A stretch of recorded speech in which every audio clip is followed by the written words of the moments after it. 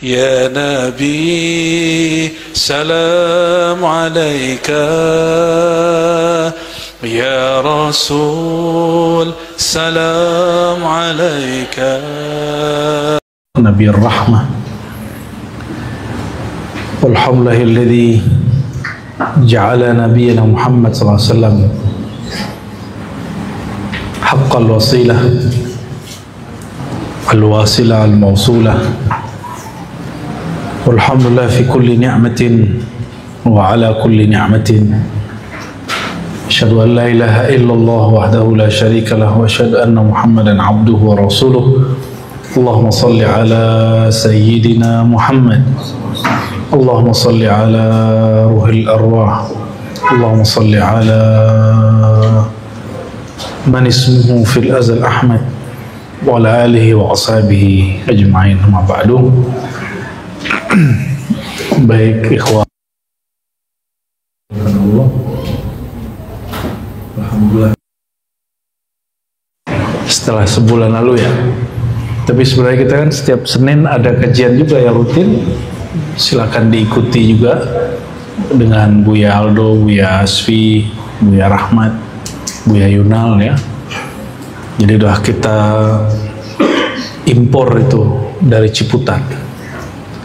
Ya, semoga warga sekitar sini atau Bekasi lah ya, Jakarta juga boleh ngaji aja ke sini.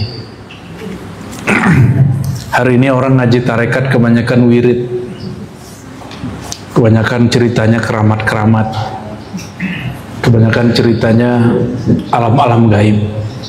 Itu tidak salah, tapi ada yang lebih pas, sehingga hari ini orang nggak bisa bedain mana tarekat yang mereka sebut dengan halu, mana tarekat yang betul-betul sesuai dengan mukasyafah ya, Muhammadiyah. Akhirnya kiai-kiai sebagian besar, bukan sebagian besar ya, sebagian kecil lah, andul. Kalau orang berakal, dia tidak menghukumi yang metafisik berdasarkan fisik, seperti yang terjadi pada Abu Jahal, Abu Lahab ya.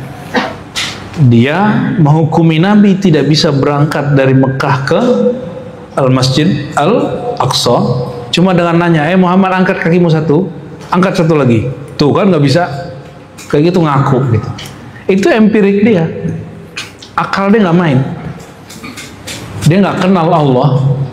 Ini Allah sanggup nggak nanti malam memperjalankan salah satu dari antum pindah ke satu tempat yang jauh di Cina, kayak di Amerika, kayak ke Mekah, kayak mungkin nggak? Allah sanggup nggak? Lo sanggup. Kalau Nabi Muhammad sanggup nggak? Nggak sanggup. Maka ketika Nabi Muhammad disuruh angkat satu kaki lagi, beliau tidak sanggup. Kenapa? Secara empiris nggak masuk. Gitu ya.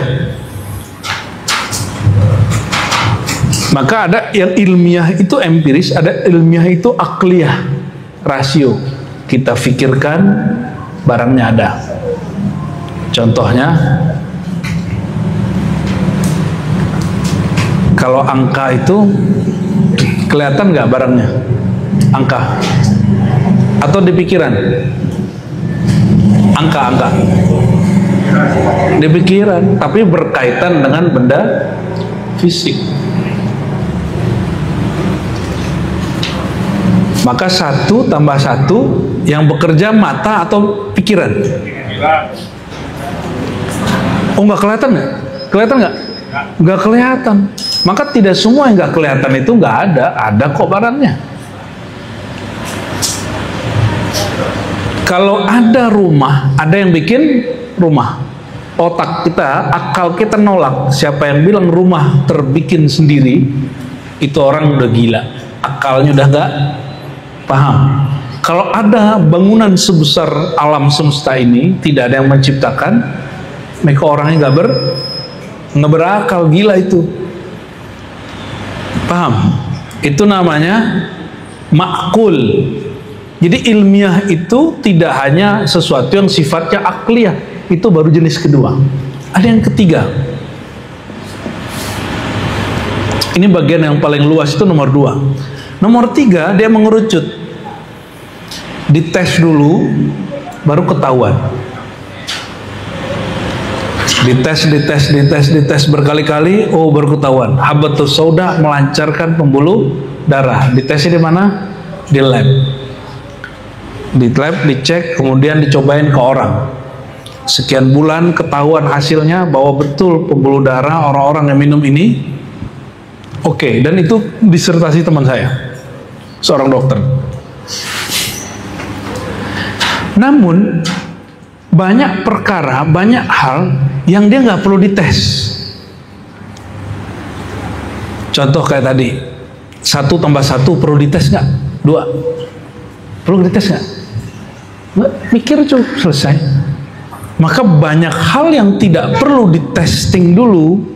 Nggak perlu ada orang mengalami suatu pengalaman dulu baru kemudian dia tahu. Itu perkara ma'kulat namanya, akliyah.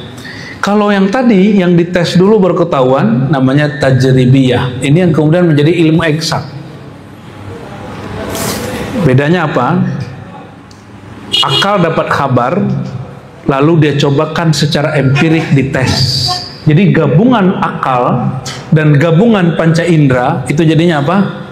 Pengalaman dan apa? Tajribah. Ya, eksperimen. Namun jika yang dicoba itu akal dengan kolbu,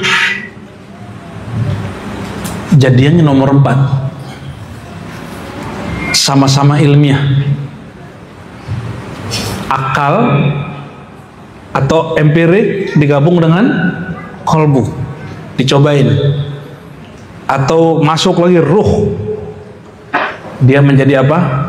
Ilmiah tapi qalbiyah ruhiyah. Dan inilah jasa Imam Al-Ghazali. Oleh karena itu kitab-kitabnya ada, ini kitabnya, dan ini ilmiah, diriwayatkan, ya, disepakati, diperdebatkan. Ada yang sepakat, ada yang nggak sepakat. Maka di dunia tasawuf rasa itu bisa diperdebatkan.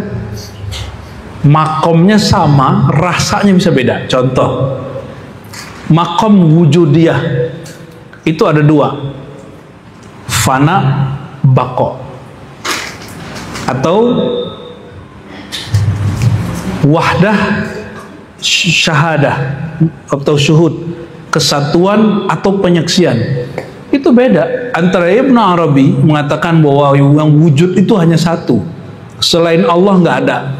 Maka kita ini nggak wujud, kita ini hanya bayang-bayang wujud. Kata Imam Ahmad Sirhindi, makom Ibn Arabi ini belum nyampe. Ya, tuh. Mereka debat masalah bab wujud. Barangnya sama, yang diperdebatkan tentang zat wujud namanya Allah. Dan ilmiah. Dan itu berbalas-balas sampai hari ini. Bahkan itu di satu thariqah. Contoh, ada namanya Imam Kushashi. Imam Kushashi ini bernaqsyabandi, bersyatari, dan 40 thariqah. Dia pengikut Ibn Arabi, tapi menolak sebagian penjelasan Ibn Arabi. Dibantah oleh Imam Abdul Ghani An-Nabulsi. Kata dia, Al-Kushashi ini nanggung-nanggung ikut Ibn Arabi, nggak paham dia tentang Ibn Arabi. Sama-sama wali kutub. Tuh, wali aja bisa tengkar ya. Masa ente gak tengkar ya? Apalagi cuma mursyid gak tengkar, apalagi cuma ketua jam'iyah thariqah. Biasa itu, nggak usah pusing-pusing amat, ya, gak usah pusing-pusing. Ini baru debat antara Jatma dan Jatman itu udah pusing. Biasa aja. Dulu Sayyidah Aisyah perang dengan Ali, Sayyidina Umar beda faham dengan Ali, Sayyidina Umar ditegur oleh Abu Bakar. Itu biasa itu. Terus ente mengharapkan kalau masuk thariqat terus orang jadi malaikat. Oh, kayaknya kita beda jalan. Bertasawuf itu bukan menjadi malaikat. Bertasawuf itu menjadi hamba. Ya, menjadi hamba. Semoga kehambaan kita selalu disempurnakan Allah SWT. Ini beberapa bulan ini banyak sekali ujian dan tarbiyah dari Allah, baik kepada kami, keluarga besar Ribat, banyak sekali yang berpulang ya. Ada kemarin ibunda salah satu pimpinan Ribat Nusantara Brunei, Tuan Haji Radwan, ibundanya juga berpulang, dan juga Ustazah Nelly lagi hamil besar, ayahnya meninggal, mungkin kepikiran untuk apa berat ya, akhirnya kemarin sore sesar, tapi memang sudah bulannya. Sebelumnya juga wakil pimpinan Ribat Malaysia, Tuan Haji Ruslan ya, itu orang alim tapi tawadhu, sudah beberapa lama sakit dan akhirnya berpulang juga kepada Allah SWT setelah melepas. Jadi dulunya suka belajar ilmu aneh-aneh ya, dia cerita sama saya waktu terakhir kunjungan kita ke Malaysia, kita salaman, kita baiat ulang, rontokin semuanya dengan minta kepada Allah merontokkan semua ilmu-ilmu yang dua pelajari dulu. Jadi kadang-kadang perlu pakai mandi tobat, kadang-kadang tobat itu sendirilah mandi yang sebenarnya ya. Dan alhamdulillah berpulangnya insyaallah husnul khatimah. Untuk semua mereka yang dapat ujian dan tarbiyah, dan semua yang sudah berpulang tadi, termasuk keluarga, teman-teman semua yang mungkin ada yang mendapat ujian, kita kirimkan hadiah cinta suratul Fatihah. Alhamdulillah, bismillah. Ya kan ya nafsina suratul warahmatullahi wabarakatuh. Amin. Wassallallahu ala sayyidina Muhammad. Baik, kita masuk ke kitab Tawassulat Samaniyah. Tes. Sudah nih? Belum? Sudah oke? Masuk nggak suaranya? Oke.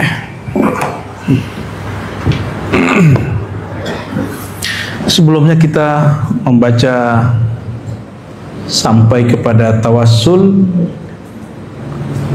dengan Nabi Muhammad SAW menggunakan nama azaliyahnya, yaitu nuqtah, titik.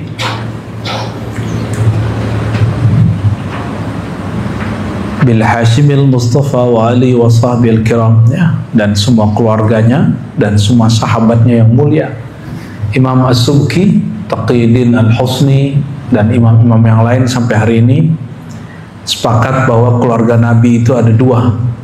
Ada keluarga jasad, nasab, ada keluarga nurnya, keluarga rohaninya. Bahwa semua orang beriman keluarga Nabi Muhammad SAW ya.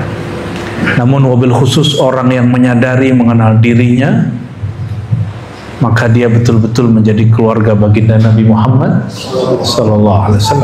Maka semua sunnah Nabi terima, ridho ya. Jangan kalau terjadi di orang terima, terjadi di kita nggak terima ya. Semua sunnah Nabi mutlak terima aja, karena Nabi itu nggak mungkin membawa sesuatu yang sial. Nabi tidak mungkin membawa sesuatu yang berat bagi kaum laki-laki atau mudah bagi perempuan atau sebaliknya. Pasti semuanya dapat diterima. Namun apa kata Nabi? La yu'minu ahadukum hatta yakunu hawa ya, muttabi'an lima ji'tu bihi. Kamu tidak betul-betul beriman sampai hawamu, keinginanmu tunduk dengan apa yang aku bawa ya. Semoga hari per hari, detik per detik, ketulusan kita menerima ajaran Nabi Muhammad SAW tambah sempurna. Amin ya rabbal alamin. Sekarang kita masuk tawassul berikut. Nggak tahu nih tawassul berapa, tolong dihitung aja nanti ya. Jadi Nabi Muhammad, keluarga Nabi, para sahabat ya. Wabil ghaus wal mahbub Abdullah khairil anam dil haya wal jah. Dengan wali ghaus. Dalam kitab yang baru kami sampaikan ke biasa agar itu kitab diajarkan, kitab Aslul Usul karya Ibn Arabi Al-Ma'afiri. Ini bukan Ibn Arabi yang sufi itu ya, ini Ibn Arabi muridnya Ghazali. Dia menyebutkan ada wali ghaus, ada wali kutub, ada wali abdal, ada nujaba, nuqaba. Itu istilah-istilah bukan buatan sufi Nusantara, tapi betul-betul dari sananya sudah begitu ya. Marhaban ya syabi'ata. Lalu apa makna al-ghaus? Al-ghaus itu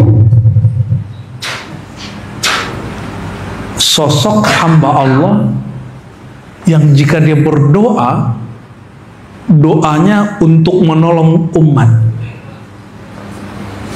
maka doanya pasti mustajab. Itu secara nama.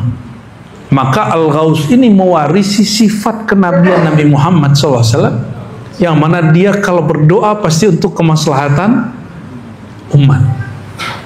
Yang Nabi kemudian berkata, ummati, ummati, asir itu turun ke Al-Ghaus. Dan setiap masa, karena Nabi SAW, la nabiyya ba'di, tiada lagi Nabi setelah Nabi Muhammad SAW. Jadi nanti kalau Nabi Isa pun turun, Nabi Khidir muncul, statusnya bukan Nabi, walaupun tetap dipanggil Nabi.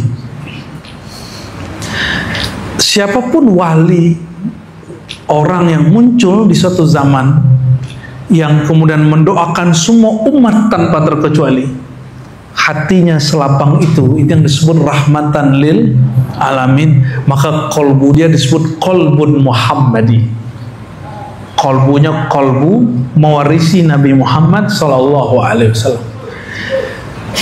Maka setiap masa tidak mungkin ada wali kosong. Jadi kalau ada wali Allah meninggal, pasti berganti dengan wali yang baru. Gitu ya. Jika di suatu negeri tidak boleh ada kekosongan pemimpin, maka di alam rohani, nur para aulia, arwah para arifin, itu tidak boleh ada kekosongan. Oleh karenanya, jika ada wali meninggal, menggantinya ada. Nah, penjelasan itu nanti ada di kitab Jamil Usul Aulia ya. Tapi Jamil Usul Aulia ini masih pakai model lama. Al-Ghaus, Al-Kutub, kemudian Abdal ya, ada Nujabah, Nuqaba. Nah, ini misalnya Abdal ini ada 40, Nujabah ini ada 12, Kutub ini ada 4 gitu. Masih model begitu. Apakah ini bisa direvisi? Itu kan bukan dari Nabi. Itu kan hasil ilham para wali, dan mungkin hari ini bisa disederhanakan. Ya kalau disederhanakan, wali Ghaus, wali Kutub, Abdal, udah gitu aja. Lalu awamul muslimin. Dan setiap mukmin wali Allah, wali am. Setiap mukmin, benarnya Allahu waliyul ladzina amanu. Maka ketika ada seorang syekh bertanya, ya bukan bertanya, membuat pernyataan, akhir zaman itu kalau nggak jadi wali Allah, ya kan itu jadi wali setan. Itu beneran itu. Ya, pilih dua aja. Dan Ibnu Taimiyah yang bergelar Syekhul Islam di kalangan Salafi pernah nulis bab tentang itu. Al-Furqan baina awliya'ir rahman wa awliya'is syaitan. Ya, pembeda antara wali Allah dan wali syaitan. Jadi pengikut setan wali juga. Situ wali yang mana? Berarti sekarang wajib jadi wali Allah. Pilih mana? Ini kalam ringan atau berat? Sekarang wajib jadi wali Allah. Ini kalam ringan atau berat? Dikalamkan ringan. Isinya berat. Jadi berlebihan nggak kalau ada orang ngomong begitu? Oh, jadi wali sulit. Itu jadi wali, itu kalau jadi wali kutub, jadi wali abdal sulit. Jadi wali am lah, gampang. Cuma ya jatahnya am juga, umum juga. Ya. Jadi wali itu dua aja teman-teman. Secara luar lingkupnya, wali am, wali khas. Wali umum, wali ya. Nah, ini perhatiin nih. Ini ada coretan nggak nih?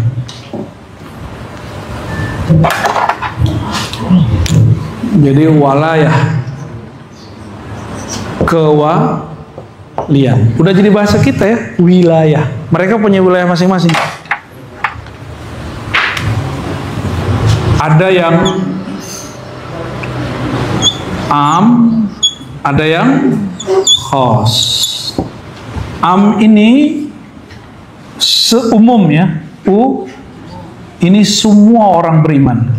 Kullu mu'min. Kullu mu'min. Kullu setiap mukmin. Dalilnya tadi Allah waliyul ladzina amanu. Kalau yang khas, wali yang khas, nah inilah mereka yang disebut ghaus. Apalagi kutub, abdal.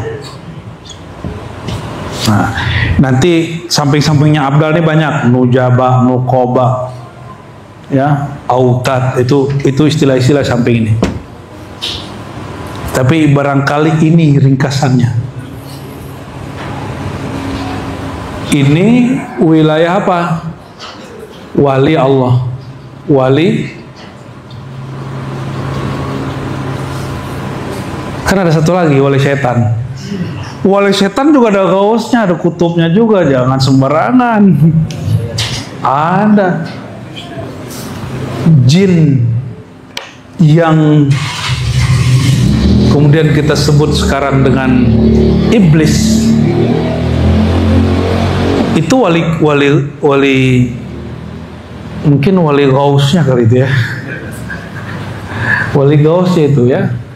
Jadi jin itu tidak semuanya setan. Jin ifrit tidak semuanya setan. Ini jin yang tinggal di sini di rumah-rumah kita tidak semuanya setan. Ada jin yang lahir bersama kita namanya qarin. Qarin itu jin yang membersamai qarin, teman. Sampai hari ini dia tidak Islam dan dia menjadi corongnya syaitan. Apa tugas syaitan? Yuwaswisu fi sudurin nas, memberi was-was, bikin gelisah, bikin sedih, tidak berkesudahan. Maka wali Allah itu, wali Allah yang ini nih, la khaufun alaihim wala hum yahzanun, ada di banyak ayat. Mereka tidak terlalu gelisah dan juga tidak sedih berkepanjangan, ya. Jadi yang dapat musibah ya sedih sebagai manusia. Nabi juga pernah bersedih, tapi jangan berkepanjangan. Yang diuji, kita kan kira ujian itu jahat semua. Ujian itu adalah pendidikan rohani dari Allah Subhanahu wa taala. Ujian itu nggak hanya antum kena, pikiran kena itu juga ujian. Suuzon sama guru gitu, gosipin guru, itu ujian juga tuh. Ya, pantangan ente apa? Pantangan ngerokok, gurunya ngerokok ntar. Masa orang tarekat ngerokok? Urusannya apa? Emang ada salah satu pantangan mursyid tarekat ngerokok gitu kan? Karena ada ustadz ngomong, kalau kiai, kalau wali nggak ngerokok, ya salam, ente nama nambahin bid'ah aja ustadz ya. Coba tunjukin satu dalil saja, nggak ada. Kita nggak ngerokok aja, berarti ente ikut fatwa tidak ngerokok, selesai. Karena masalah kan nggak boleh maksain. Yang paling lucu ada ustadz, ya ustadz nanggung sih ya. Apa katanya? Rokok itu lebih haram. Kenapa? Dia syirik. Loh, saya tanya, kenapa syirik bro? Karena orang kalau merokok dengar azan, dia dahulukan ngabisin rokok dan dia nggak sholat, berarti dia syirik. Ya salam. Nggak tahu ilmu akidah, mana yang disebut syirik, mana yang disebut tauhid. Jadi buku lah itu. Yang paling parah ada ustadz khurafat, tapi sok suci nyebutin rokok itu kencing syaitan. Ente kalau mau menjelek-jelekan rokok pakai kedokteran, selesai ya, sama dokter selesai itu. Nggak ada baiknya itu rokok itu, ya kan? Nggak usah sebut kencing syaitan, itu syaitan tertuduh kalau dia buat pengadilan itu bisa dilaporin itu ya. Jangan kemudian dikait-kaitkan. Akhirnya saya tanya kepada orang yang mengatakan syirik itu, menurut kamu rokok ada di Quran nggak? Bingung dia. Yaudah kamu kan nggak hafiz, jadi nggak tahu deh. Saya bacain ayat gitu. Ya, hurrimat alaikumul maitatu waddamu walahmul khinzir wa ma uhilla li ghairillah. Yang diharamkan di Quran, apa aja tadi tuh? Bangkai, wadam darah, khinzir babi, terus apa yang disembelih selain Allah. Di ayat lain disebutkan ayat tentang judi apa? Gimana kalimatnya? Innamal khamru wal maisiru rijsun min amal syaitan. Hanyalah khamar dan judi, mau offline ataupun online sama, rijsun. Apa arti rijsun? Menjijikkan. Dan tidak ada di Quran kalimat khamar itu syirik, nggak ada. Lebih bahaya mana tua khamar, narkoba dengan rokok? Bahaya mana? Ini saya bukan lagi belain kiai ngerokok ya. Emang guruku semuanya ngerokok kecuali 10%, 90% semua mursyid kita, mu'alim kita ngerokok semua. Terus ente ustadz bilang kalau dia ulama itu pasti nggak ngerokok. Kita gregetan gitu ya. Mau turun kita ini. Biasa aja, gak ada kaitannya itu dengan kecerdasannya. Salah satu tokoh yang rokoknya kenceng itu kan Said Agil Sirot tuh, kiai besar. Dengan segala perbedaan kita dengan beliau, saya mengakui dia orang cerdas. Itu kalau ngajar di kelas mau ada AC ngudut. Ada yang meragukan beliau ulama, S1, S2, S3-nya di Ummul Qura Mekah. Ente S2, S3 di mana? Ada yang baru S1 berani menyesatkan S3. Itu level nggak Bu tuh? Nggak masuk. Ya. Jadi kadang-kadang kita membuat-buat kriteria sendiri tentang sosok ideal, dan itu menyiksa diri sendiri. Hentikanlah itu ya. Yang mengerti wali Allah ya Allah sendiri, ikuti kriterianya Allah. Allah kalau bicara wali selalu bab rohani, nggak ada bab performan, udut, rokok, nggak ada. Makanya Imam Junaid ditanya, hal yaznil wali, wahai Tuan Syekh, apakah wali bisa melakukan dosa besar seperti berzina? Apa jawabannya? Emang itu takdirnya terjadi, tapi kewaliannya nggak putus. Loh kenapa? Sekali wali khos, selama-lamanya wali khos. Kalau ente emang wali setan, setan aja jadinya.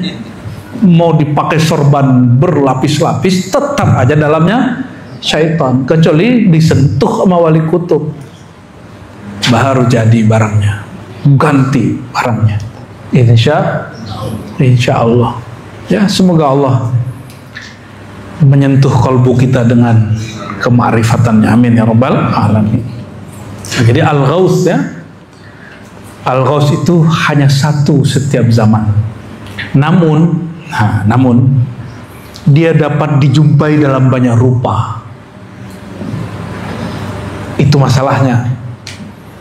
Maka setiap kaum mengklaim mursyidnya Ghaus, wali yang dia kenal Ghaus, tidak masalah juga. Sebagaimana Uwais Al-Qarni menyaksikan nur Nabi di wajah ibunya. Jadi kalau orang tanya, secara zahir ketemu nggak Uwais dengan Nabi? Secara ilmu hadis tidak. tapi secara ilmu kewalian jumpa. Maka ketika Sayyidina Uwais melihat nur Nabi di wajah ibunya, apa kata Nabi? Ini dijelaskan Al-Hakim At-Tirmizi dalam Hilyatul Auliya. Nabi berpesan karena nurnya mancar, ya, mantul, koneksi terus. Begitu ruhnya para aulia itu nyambung terus dengan para murid-muridnya, umatnya. Kata Nabi, ya Umar, ya Ali, nanti kalau kalian ada masa, carilah waktu dan temui orang bernama Uwais. Jadi secara ilmu kewalian dia sahabat. Secara ilmu hadis dia tidak termasuk sahabat, ya. Ibnu Abbas itu sahabat Nabi. Kalau Abu Jahal sahabat Nabi nggak? Jumpa Nabi nggak? Abu Jahal jumpa Nabi nggak? Jumpa. Kalau dia jumpa Nabi ngapain dia nolak Nabi? Hah? Dia jumpa Nabi apa jumpa Muhammad bin Abdullah? Dia tidak jumpa Muhammad Nabiullah, dia tidak jumpa Muhammad Rasulullah. Sama. Orang kampung kenapa jarang ngaji ke kiai tempatan? Karena yang dia kenal namanya misalnya Kiai Sugimin gitu. Sugiman. Yang aku tahu namanya Sugiman, kok sekarang dipanggil Pak Kiai, Pak Haji. Enggak masuk. Orang nggak tahu dalemannya si kiai ini, nggak mau nerima perubahannya, ya. Sama juga nih, misalnya bunda ini nikah dengan suami, ternyata suaminya ini sedang menyembunyikan kewaliannya, namanya misalnya Mas Dudun, Mas misal nih Mas Dudun, tapi ada orang tiba-tiba datang ke dia, manggil dia, ya Abdul Latif, engkau dinamakan di langit Abdul Latif. Maka beliau ganti nama misalnya. Tapi kata bunda nih, aku nikahin Dudun bukan Latif. Karena itu, makanya Ibnu Athaillah Sekandari mengatakan apa? Yang terhijab dari nur kewalian itu orang terdekat, keluarga, orang kampung. Coba lihat tuh, ya. Santri-santri itu kebanyakan dari luar, kan? Mursid-mursid kayak Abah Anom itu muridnya paling banyak dari luar, ya. Habib Lutfi, kayak Halwani, kan ini Jatman sama Jatman nih, sama muridnya terbanyak bukan dari Pekalongan, atau kayak Halwani bukan dari Magelang, enggak, muridnya dari luar yang banyak. Apalagi antum temen dulu apa nyuri jambu, ya kan, loh situ jadi mursyid sekarang, itu repot gitu, sulit nerimanya, ya kan. Jadi terhijab oleh pandangan fisik. Yang aku kenal siapa tadi? Sugimin, bukan Pak Kiai Haji Al-Wali Al-Arif Billah gitu. Sugimin gitu, dia nggak kenal dia. Dan itu kebanyakan anak, istri, saudara, orang tua, bahkan guru-gurunya sebelumnya banyak yang terhijab. Maka beruntunglah kalau sudah mengenal orang-orang dekat kita siapa. Ya, jadi kalau kenal diri pasti kenal orang sekitar. Insya Allah. Ada kutub, ya. Apa arti kutub? Ini kajian tasawuf yang living, yang hidup di negeri kita. Kutub itu artinya poros, paku. Kita sering dengar Paku Buwono, apa Hemengkubuwono, itu artinya sama loh, kutub. Tapi kutbul alam, raja alam. Itu pengaruh sufi yang masuk di kesultanan-kesultanan. Jadi hampir semua kesultanan negeri kita, mereka mempelajari tasawuf. Kalau di Solo itu mengikuti Ronggowar Sito, itu dia thariqahnya Syatariyah. Dia belajar kepada Syekh Hasan Basri atau Basari, itu thariqah Syatariyah. Ya. Akidahnya Ahlussunnah Asy'ariyah, mazhabnya Syafi'i. Alhamdulillah kita pernah ziarah, cuma orang situ kayaknya agak horor-horor dikit ziarah di situ tuh. Padahal beliau ini wali Allah, ya. Dan dia nulis buku dalam bahasa Jawa halus sekali, judulnya Serat Hidayat Jati, yang menelitinya ada orang Indonesia juga, ada orang dari Australia. Dari mereka-mereka itulah raja-raja itu disebut Paku Buwono, Paku Alam. Kalau kami di Sumatera kita sebut Raja Alam, Raja Adat, Raja Ibadat gitu ya. Disebut Paku Banten gitu ya. Kita nyebut istilah Paku itu dari bahasa ini dia, kutub. Jadi sebenarnya alam bawah sadar kita sudah sangat sufi sekali. Cuma keilmuannya yang belum muncul, hanya menjadi tradisi. Hanya menjadi, pada senang ziarah semua kan ini. Itu tradisi siapa coba? Kalau bukan sufi. Tabaruk, tawasul, yasinan, itu sebenarnya bukan wilayah fikih. Ahli fikih boleh mengomentari, tapi itu sebenarnya keberhasilan para ulama sufi. Yasinan itu kan khotamannya orang Qadiriyah, orang Syaziliyah. Ya, saya dapat ijazah khusus itu cara baca Yasin itu. Yasin Fadilah segala macam. Kalau di Qadiri ada misalnya manaqib, ya. Cuma saya tidak terlalu senang baca manaqib. Saya lebih senang baca Sirah Nabawi. Boleh nggak? Boleh kan? Beda nggak? Karena saya dibesarkan lebih banyak ngaji hadisnya daripada ngaji cerita keramat-keramat gitu. Walaupun kita sangat suka dengan itu, ya. Ada juga kita sanad kitab-kitab manaqib itu. Biasa sekali kita hidupkan di sini Buya, ya. Manaqibnya Syekh Abdul Qadir Jilani itu. Atau Buya tulis sendiri ya. Beliau menyebutkan wabil ghausi wal mahbubi Abdillah khairil anami dzil haya wal jah. Itu Habril Anam, bukan Khairil Anam ya. Tintanya, ilmunya manusia, dzil haya wal jah, yang mempunyai rasa malu, wal jah, dan rasa mempunyai kemuliaan. Ani Ibn Abbas azim al-qadri ghausan lahi fi tarjuman al-dhikri. Jadi Syekh Abdul Karim As-Sammani ini di sini kan disebut Al-Hasaniyah. Ini kurang pas, dia Al-Abbasi. Maka dia bertawasul sama kakeknya Sayyidina Abdullah bin Abbas. Jadi dia bukan Al-Hasani, tapi dia Al-Abbasi.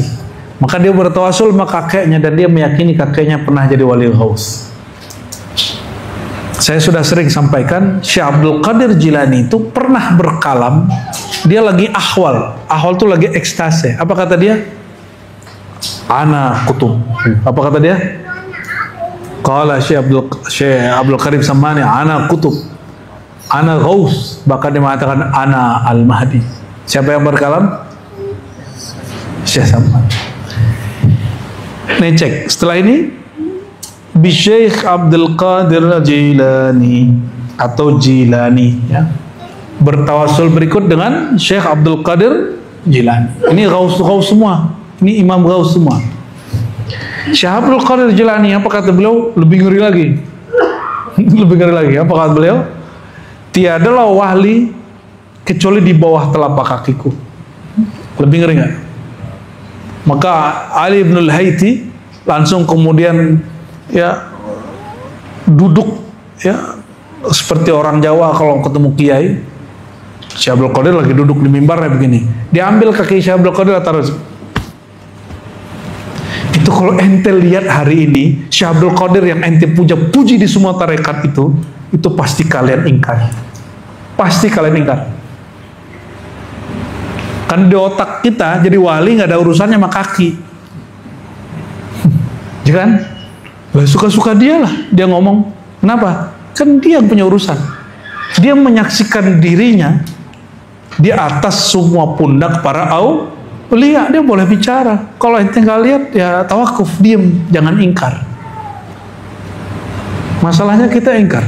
Coba ini orang-orang yang hari ini kritikus yang ingin membersihkan tasawuf dari khurafat, katanya kan gitu. Dia nggak bisa membedakan mana yang khurafat, mana yang mukasyafah, mana yang musyahadah.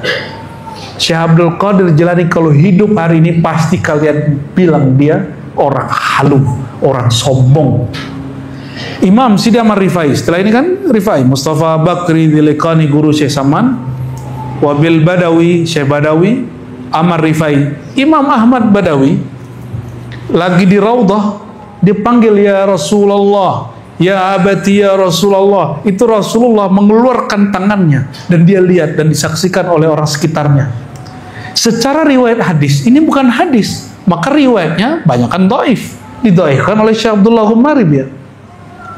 Tapi Syekh Amin Al-Harari yang sangat kencang sekali menghantam beberapa gerakan-gerakan yang menurut beliau tidak pas, ya kelompok Ahbas orang menyebut dalam kritik, ini perlu dipertimbangkan ini. Itu percaya benar itu. Maka Imam Ahmad Rifai itu, ini sesama dengan Syekh Abdul Qadir ya, itu disebut sahibul yad asy-syarif, orang yang menyaksikan tangan mulia Nabi Muhammad SAW. Kalau Syekh Abdul Qadir apa kira-kira?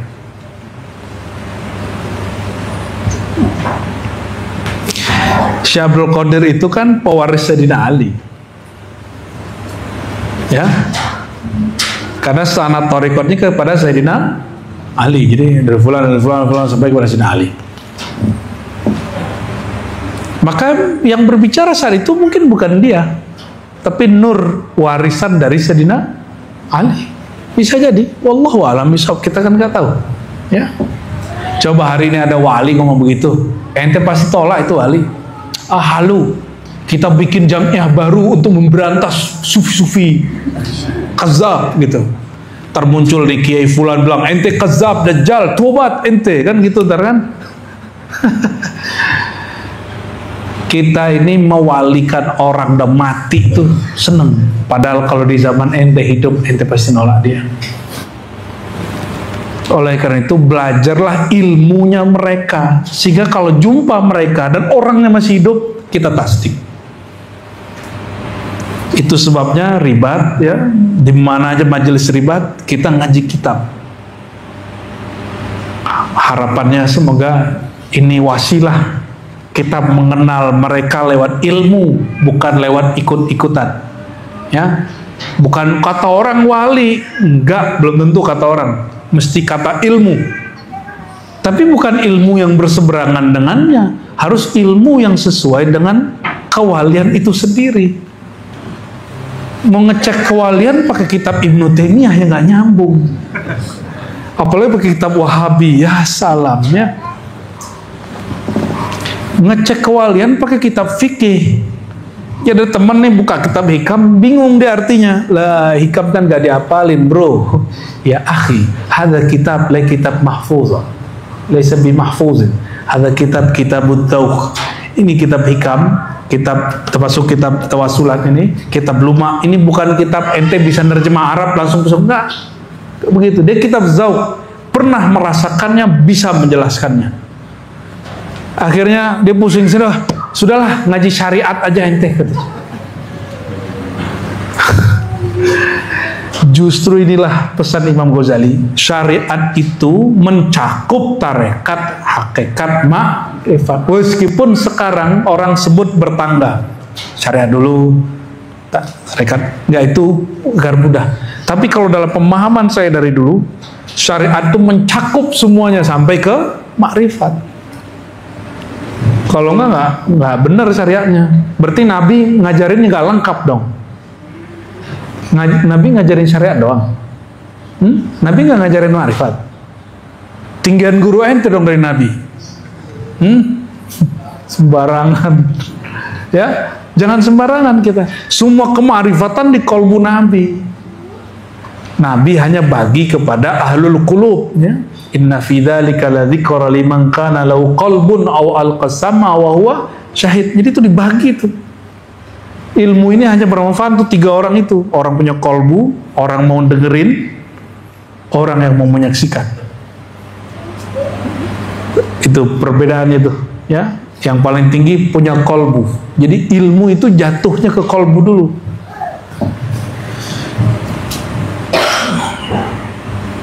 وبالشيخ عبد القادر جيلاني ومصطفى البكري ذي الإيقاني وبالبدوي وأحمد رفاعي وبالدسوقي طويل البائي. Ya. Jadi disebutkan di sini 1, 2, 3, 4, 5 ya. 5 wali ghaus. 1 siapa? Dan mereka sebenarnya semuanya boleh disebut dengan gelar-gelar kutub ya, ghaus ya. Tapi di sini Syazili nggak muncul ya. Nanti paling di belakang ya. Syekh Abdul Qadir Al-Jilani. Syekh Abdul Qadir Jilani dia berguru kepada para masyayikh. Ada sanad yang masyhur yang sekarang dikodiri, ada sanad zikir khafinya. Zikir khafinya itu kepada Yusuf Al-Hamadani yang kemudian menjadi Naqsyabandi di belakang ya. Alhamdulillah. Tapi itu zahirnya. Secara batinnya beliau langsung kepada rohaniah baginda Nabi Muhammad sallallahu alaihi wasallam. Jadi setiap ni'akul lakum ya, setiap wali Allah itu dia punya guru yang zahir, punya guru yang batin. Itu wali Allah. Siapa yang mengalamkan itu? Imam Najmuddin Al-Kubra, Imam Thariqah Kubrawiyah, yang disebut Syekh Sunnah oleh Imam Zahabi ya. Imam siapa? Najmuddin Al-Kubra. Kata beliau ada yang disebut Syekh Asy-Syekh Al-Ghaib. Nah, ini saya lagi nulis artikel tentang itu. Semoga kesampaian waktunya ya. Bab epistemologi rohani ya, bahwa seorang salik yang disebut sayyar itu punya guru zahir, juga punya guru yang batin. Batin itu dimulai dari dalam dirinya dulu. Dia berguru ke dalam dirinya, baru bisa dia berguru ke semua wali-wali yang ada di alam semesta. Itu yang disebut siapa yang kenal diri, kenal Allah ya. Jadi kalau ada yang nanya gimana cara koneksi dengan alam sana, ya koneksi dulu ke dalam dirimu, biar gak halu. Itu orang yang mau berantas halu itu kita tantang ya. Kalau kamu ingin memberantas halu, kemudian menolak pengalaman Abah Guru Sekumpul ya, Syekh Fulan, Ke Fulan, menolak mimpi jumpa Nabi ya, coba buktikan tasawuf yang sunni yang tepat itu yang tidak ada pengalaman begitu. Kita tantang mereka ya. Mau debat termuka ya nggak perlu, tasawuf itu bukan untuk diperdebatkan. Cuma kalau diajak juga mau juga kita. Cuma bukan untuk mempermalukan ya.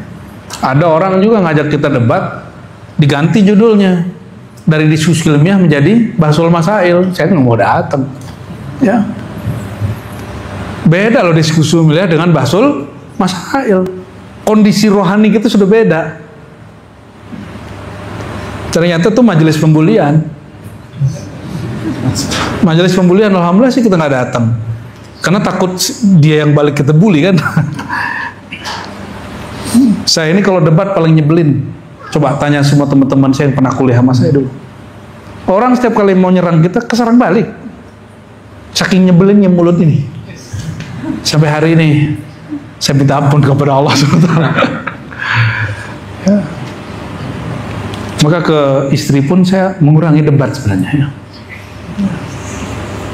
Teman-teman kan, ke kawan-kawan, karena kalau udah debat nyebelin, bikin nyelekit gitu di hati itu.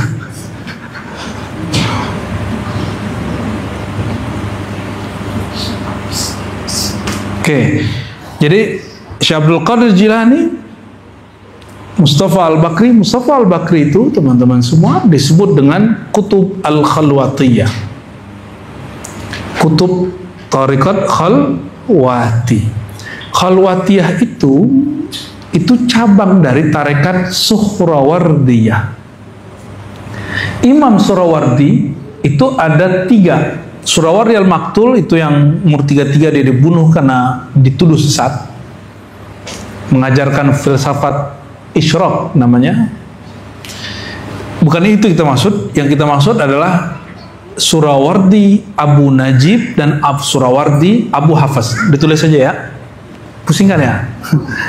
Kebanyakan nama.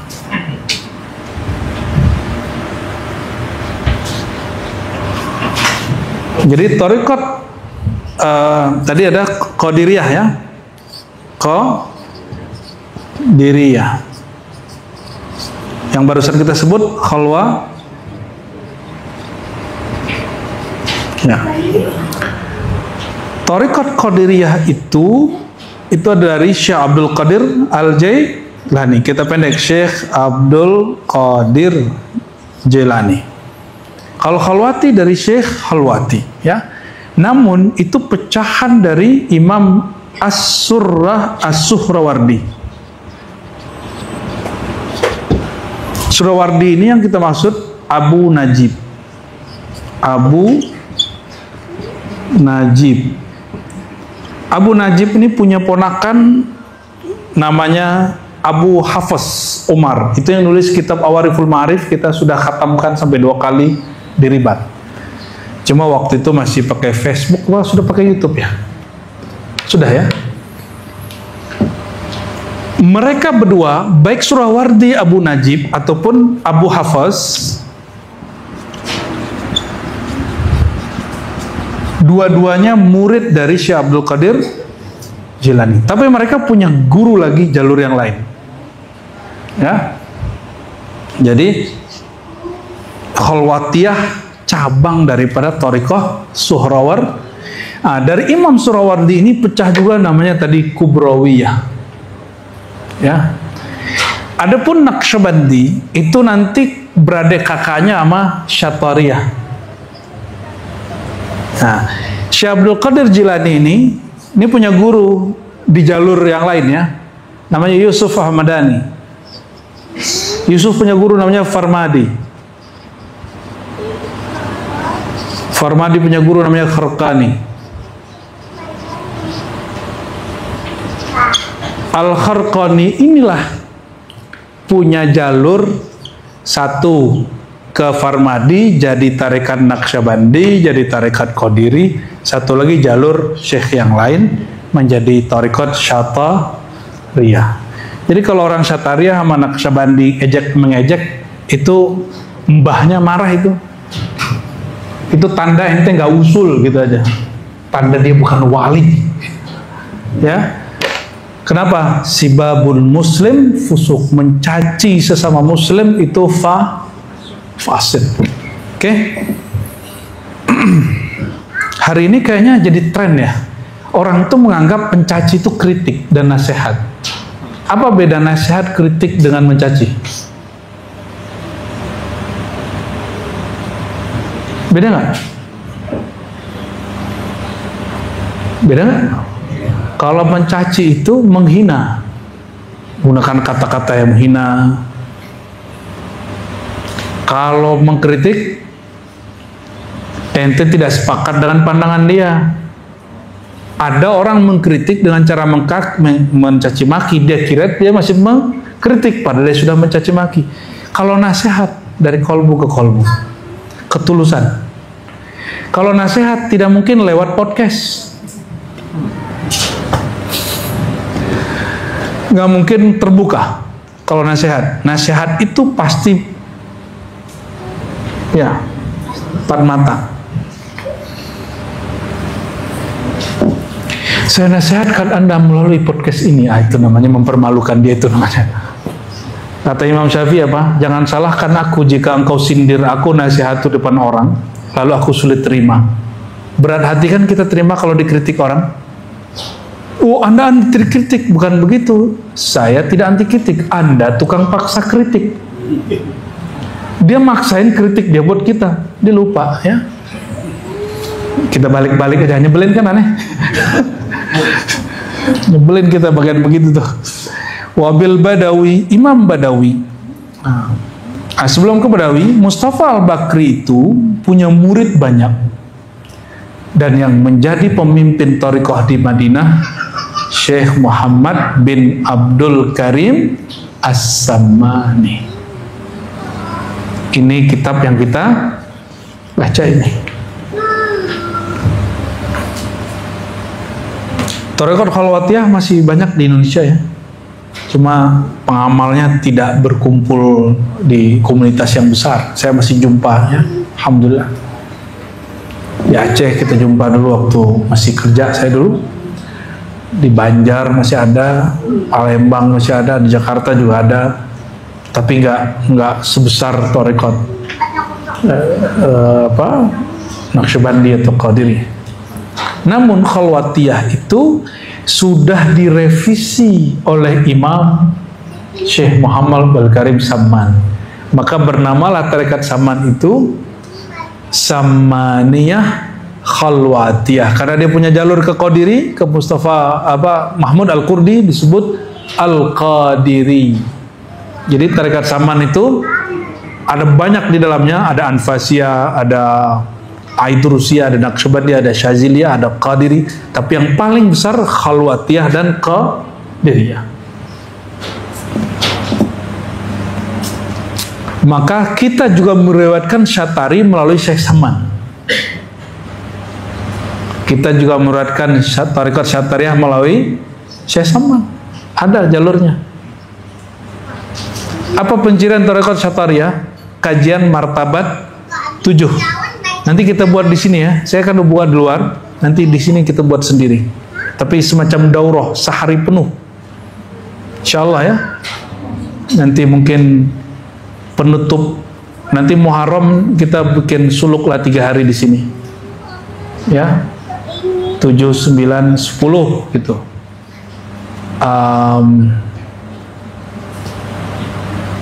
Mungkin tanggal 10-nya atau tanggal 9-nya seharian kita bikin kajian martabat 7 biar mengenal Allahnya nggak jauh-jauh amat ya. Kitab itu ditulis oleh ulama keturunan Nabi, tinggal di India, lalu hijrah ke Madinah. Maka Syatariyah berkembangnya di Madinah, dan Syekh Abdul Karim Samman ada di Madinah saat itu. Khusus ini surau An-Nur Rahmani Jati Kramat, Ribat Jati Kramat, kitab khidmatnya Thariqat apa? Samaniyah, Khalwatiyah, Qadiriyah. Kalau disambung apa? Anfasiyah, Sukrawardiyah. Itu mau yang apa lagi? Syatariyah, Aidrusiyah. Banyak di dalamnya. Banyak di dalamnya. Ya. Wa Ahmad Rifai wal bil Badawi wa Ahmad Rifai. Thariqat Badawiyah disebut Thariqat Ahmadiyah. Namanya Ahmad Al-Badawi. Itu juga Thariqat Ahmadiyah ini juga menjadi bagian dari salah satu part dalam Thariqat Samaniyah. Ini yang kebanyakan sampai hari ini yang mengamalkan orang-orang Mesir. Ya, orang-orang mana? Ahmad Badawi ini ujian untuknya hampir sama saya mengalami yang dia alami. Ya, kehilangan anaknya. Itu Sidi Ahmad Al-Badawi. Ya, dan dia tidak ada marah sama sekali. Wa Ahmad Rifai, Sidi Ahmad Rifai tadi gelarnya apa? Sahib Yad Asy-Syarif. Dia menyaksikan taman baginda Nabi Muhammad SAW. Orang lagi jaga, mata lagi kebuka, tapi bisa melihat tangan baginda yang beliau sudah wafat 1400 tahun yang lalu. Kalau di zamannya mungkin 500 tahun yang lalu. Itu yang melihat mata ini atau basirah? Basirah. Hanya orang yang punya basirah yang bisa lihat. Oleh karenanya Sidi Abdullah Qumari menolak riwayat itu, Bu ya, Yunal. Jadi mausu'ah dia menolak itu karena dia menggunakan pendekatan ilmu hadis empiris, tidak menggunakan pendekatan tasawuf, padahal dia seorang mursyid ya. Tapi itu pertanda beliau konsisten dengan ilmu hadisnya. Bagus juga ya. Sidi Ahmad Rifai ini, teman-teman, mazhabnya Syafi'i, akidahnya Asy'ari. Akidahnya apa? Asy'ari. Dan dia salah satu pemegang sanad kakek gurunya Abul Hasan Asyazili. Jadi Abu Hasan Asyazili juga punya sanad ke beliau. Ya. Dan bukunya banyak sekali, ada Hikam Rifaiyah, ada solawat-solawat asrar, banyak sekali. Kita sudah buka beberapa di majelis Matraman ya, beberapa waktu. Lalu Wabid Dusuki, nah, Imam Ad-Dusuki, bukan Dasuki. Jadi pernah kita ingetin seorang satu sekolah ya, sekolah beliau maksudnya. Ustadznya ngotot, ini dicetakannya tulisnya Dasuki. Sudah, nggak bisa dipaksa kan? Ya. Tidak ada kampung namanya Dasuki, yang ada namanya Dusuki. Dusuk ya. Imam Ad-Dusuki ini juga, jadi teman-teman, Thariqah Dusukiyah itu thariqah yang juga mengembangkan thariqah Muhammadi Khidriyah, sebagaimana imam-imam sebelumnya juga ya. Di beliau itu hari ini yang banyak mereka ngamalin sholawat, tapi sebenarnya zikir khotam 70.000 ini mereka juga pengamalnya nih. Di Mesir banyak. Di Mesir digabung dengan nama Dusukiyah Burhamiyah. Dusukiyah Burhamiyah ya. Jadi kalau di Mesir itu setiap 12 Rabiul Awal itu ada pawai, seluruh tarekat pakai bawa benderanya, panji-panjinya. Tapi tidak resmi dari pemerintah, hanya diadakan oleh Jam'iyah Thariqah sana. Jadi masing-masing thariqah bawa tuh. Kalau orang ribet bingung kali ya.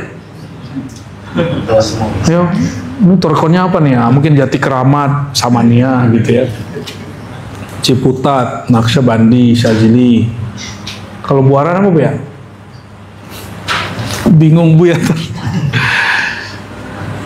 Kita nggak buat begitu ya.